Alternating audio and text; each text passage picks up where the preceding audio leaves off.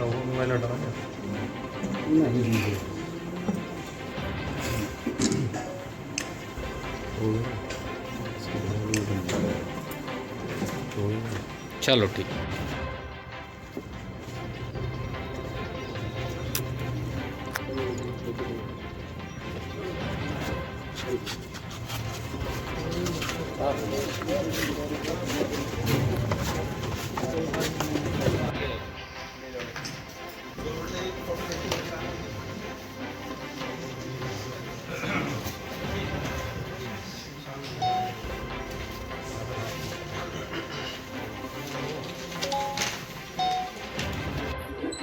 पिछले हफ्ते हमारे सामने दो वादी ऐसे आए जिनके द्वारा ये बताया गया था कि सहारनपुर में एक इस तरह का ठगी का रैकेट चल रहा है, जिसमें ये आसपास के जिलों से के जो रहने वाले लोग हैं उनको ये संपर्क करते हैं फ़ोन के माध्यम से।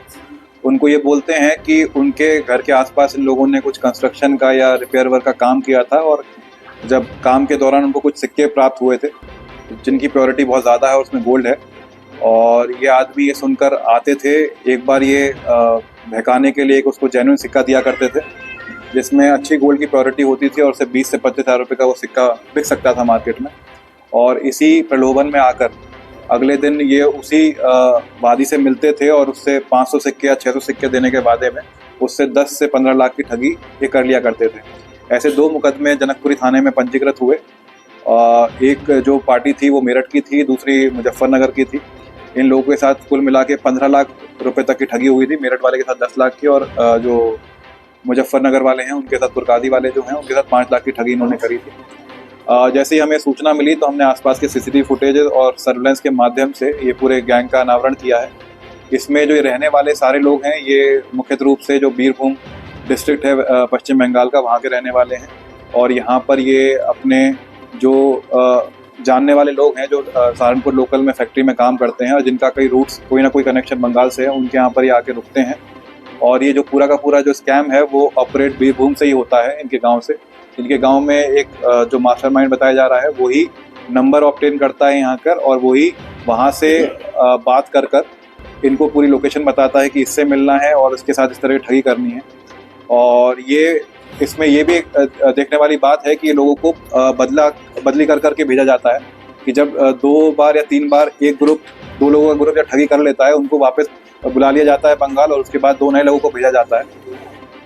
इसमें जितने भी पैसे इनके द्वारा लिए गए थे, कुछ पैसे हमने रिकवर किए, जिसमें से कुछ 91,000 रुपये हमने रिकवर कर लिए। कुछ 2 सोने की अंगूठी जो इन्होंने यहाँ से ठगी के पैसे से खरीदी थी वो हमने रिकवर कर ली।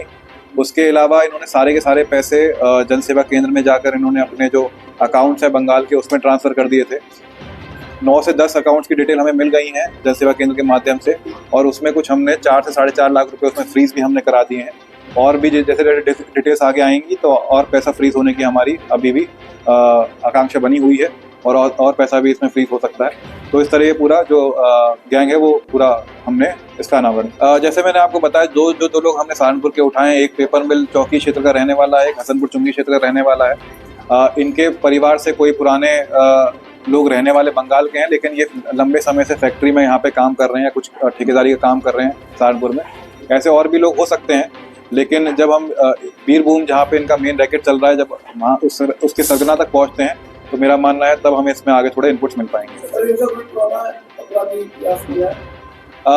यहाँ पे सहारनपुर जिले में नहीं है, यूपी के और थानों से ही पता किया, ऐसा कोई अभी तक आपराधिक इतिहास नहीं मिल पाया। हो सकता है कि पश्चिम बंगाल में आपराधिक इतिहास हो, तो वो भी हम एक बार दिखवा रहे हैं। जी, ट्रेस इसमें मैंने जैसे आपको बताया कि सबसे पहले हमने सीसीटीवी फुटेज की मदद ली। इसमें सीसीटीवी फुटेज में हमें काफ़ी अच्छे क्लूज मिले। उसके बाद सर्वेलेंस में भी हमने ऐसे नंबर्स पिक करे जिनकी लोकेशन जहाँ जहाँ पर ये थे वहाँ पाई गई, और उसके बाद हमने इसको डेवलप किया। सर, क्या एक ही जन सेवा केंद्र से पैसे प्राप्त किया अलग? नहीं, 2 जन सेवा केंद्र इन्होंने मुख्य रूप से इस्तेमाल किए हैं। एक नुमाइश कैंप में था, एक सड़क बुबली में था। लेकिन इसमें ये बात देखने वाली है कि जो पैसा जमा करने गया था जन सेवा केंद्र वाला, वो लोकल सहारनपुर का ही था। वो इन्होंने इस्तेमाल इसलिए जानबूझ के किया था कि सामने वाले का ट्रस्ट जीत पाए, जन सेवा केंद्र वाले को आभास ना हो कि ये बाहर के लोग हैं जो इतनी बड़ी वॉल्यूम में पैसा जमा करा रहे हैं।